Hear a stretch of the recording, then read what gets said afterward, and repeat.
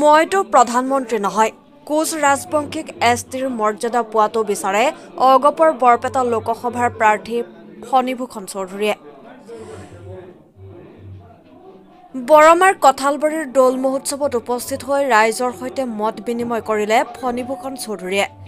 লগতে উপস্থিত থাকে ভাৰতীয় জনতা পাৰ্টীৰ ৰাজ্যিক কাৰ্যনিৰ্বাহক সদস্য ত্ৰিনয়ন বৰ্মন। বৰপেটাত তেওঁৰ কোনো প্ৰতিদ্বন্দ্বী নাই।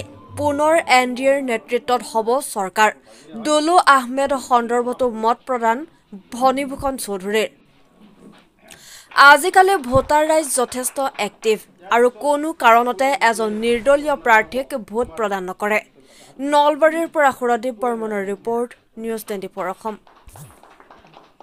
সদায় এটা কথা কৈ আছে যে আপুনি নিমাতী কন্যা নিচিনা থাকে বিধানসভা মজিয়াত সংসদলৈ গৈ আপুনি কি কৰিব? তাতকৈ সুভাষৰ দোকানতে বস্তুটো ঘটনা হৈছে কি যোৱা 5টা বছৰ আগত 10টা বছৰ আগত তেওঁ বিধানসভাৰ প্ৰচিডিং ওলাই তেওঁৰ চাওক তেওঁলোকে তাৰমানে মনোৰঞ্জন তালুকদাৰ নিজকে বিৰাট ডাঙৰ পাৰ্লিয়ামেণ্টাৰিয়ান বুলি ভাবে, কিন্তু পাৰ্লিয়ামেণ্ট এছেম্বলিত কি ভুল হয় কি নহয় তেওঁৰ প্ৰচিডিউৰে নাজানে।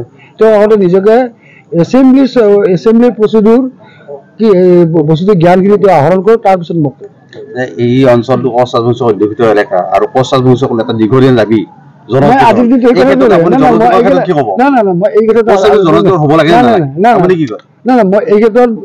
ডেফিনেটলি মই এজন সেই সম্প্ৰদায়ৰ লোক হিচাপে মই কম হ'ব লাগে বুলি ক'ম। কিন্তু মই আজি কৈছোঁ ন, মই এতিয়া কৈছোঁ ইয়াতে এইখন গাঁও কোচ ৰাজবংশী অধ্যুষিত গাঁও। মই যদি ইয়াত কৈ যাওঁ যে বোলে মই MP হ'লে কোচ ৰাজবংশী ST কৰিব পাৰিম, ST কৰি দিম, এইটো কথাটো উচিত হ'ব জানো?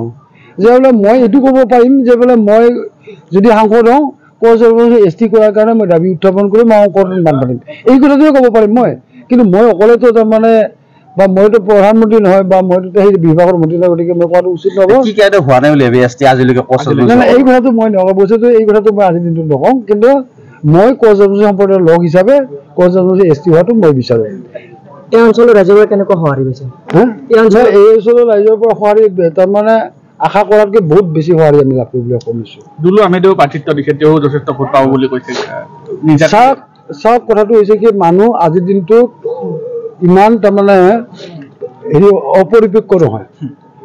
আজিৰ দিনটো প্ৰতিগৰাকী নাগৰিকে প্ৰতিগৰাকী ভোটাৰে ৰাজনৈতিকভাৱে পৰিপক্ক। এতিয়া কেন্দ্ৰত NDAৰ চৰকাৰ হ'ব, যেতিয়া কেন্দ্ৰত NDAৰ চৰকাৰ হ'ব, যাতে ৰাইজে যেতিয়া অনুভৱ কৰিব, তেতিয়া এজন তাৰমানে নিৰ্দলীয় প্ৰাৰ্থীক যাৰ কোনো দল নাই মত নাই তেনেধৰণৰ নিৰ্দলীয় প্ৰাৰ্থীক ৰাইজে কেতিয়াও ভোটদান নকৰে। এই বস্তুটো